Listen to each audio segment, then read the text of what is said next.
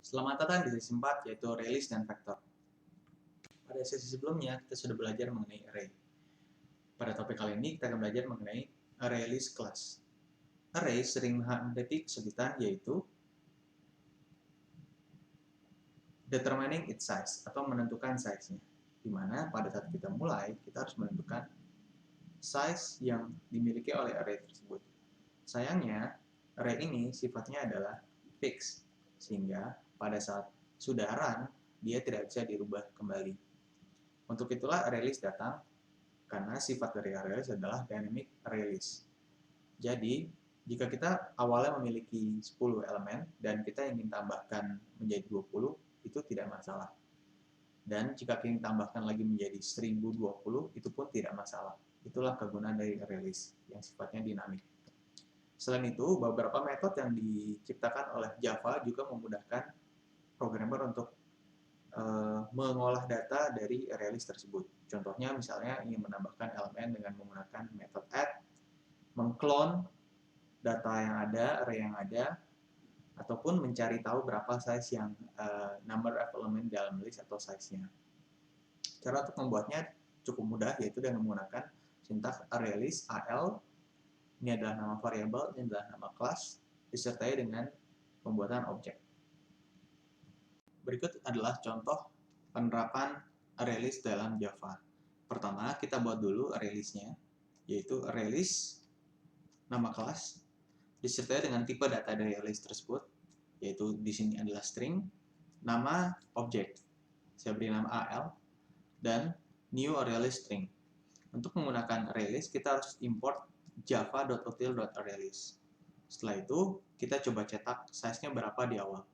Yang keluar adalah 0. Kenapa? Karena di awal belum ada apa-apa. Lalu kita tambahkan beberapa elemen. Di sini ada 7 elemen. Nah, jika kita print, maka hasilnya adalah 7. Karena size-nya sekarang 7. Sudah ditambah 7 elemen. Kita tambahkan 2 lagi sehingga menjadi 9. Setelah itu kita tampilkan isi dari array list-nya. Nah, coba kita jalankan.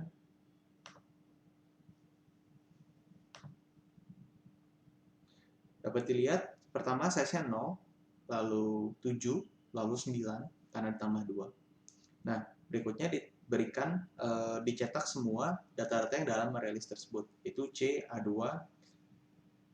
A, X2, Z2, dan lain-lain. Nah, kenapa tidak berurut?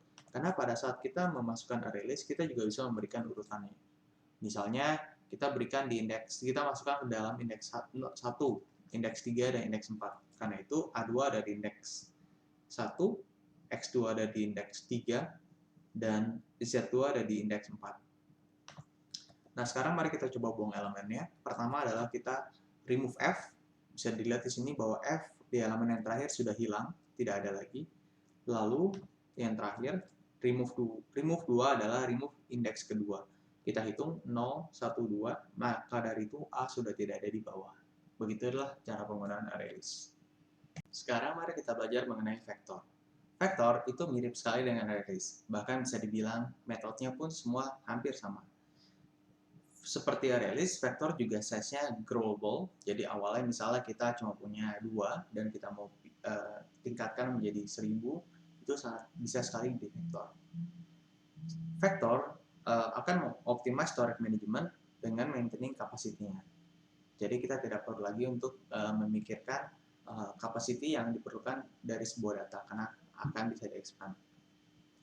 Cara untuk membuat vektor adalah mirip seperti ArrayList, nama kelasnya yaitu vektor, lalu nama variabel atau nama objeknya, dan setelah itu new nama kelas itu sendiri yaitu vektor. Terdapat beberapa metode yang berguna di vektor. Sama seperti ArrayList, kita memiliki add element, tapi mungkin penamaannya agak beda karena di ArrayList hanya add.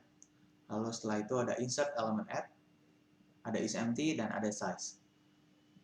Semua fungsi di vektor sebenarnya hampir mirip dengan class list. Kenapa? Karena dia inherit atau menurunkan class list interface.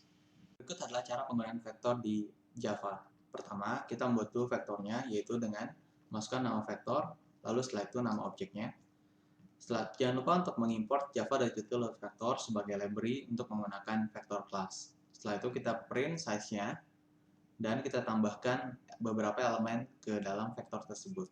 Nah, setelah ditambahin, maka size-nya itu jadi 7. Kenapa? Karena elemennya itu kita tambahin 7, awalnya 0. Itu tambahin lagi 2 elemen, dan kita size-nya menjadi 9. Nah, terus kita tampilin deh datanya. Kita coba jalanin. Nah, kalau dilihat, awalnya size-nya 0, benar. Setelah itu, setelah ditambahkan C, A, dan kawan-kawan, maka size-nya jadi 7. Setelah itu, ditambahin lagi 2 di sini, maka jadi 9. Nah, di kontennya, sama seperti ArrayList, kita bisa menambahkan di indeks tertentu. Jadi awalnya kan C, A, E, B, D, F. Tapi pada saat di A2 kita tambahkan di indeks pertama. Jadi 0, 1 dia ada di indeks yang pertama.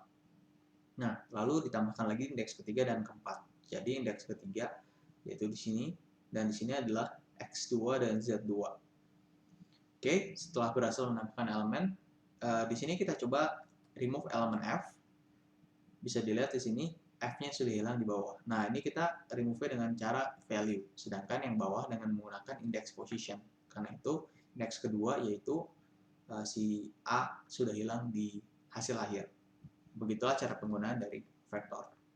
Perbedaan dari ArrayList dan vektor adalah execution dalam thread dan time use-nya. Jika kita ingin menggunakan multithreading, maka gunakanlah vektor karena dia synchronize. Tapi jika tidak, gunakanlah ArrayList karena dia akan tidak synchronize dan bisa menghasilkan unsafe thread. Nah, kalau pakai ArrayList, karena dia unsafe, dia itu shorten. Nah, karena itu, kalau mau pakai multithreading, pasti gunakan vektor. Tapi kalau mau faster processing time, gunakanlah ArrayList.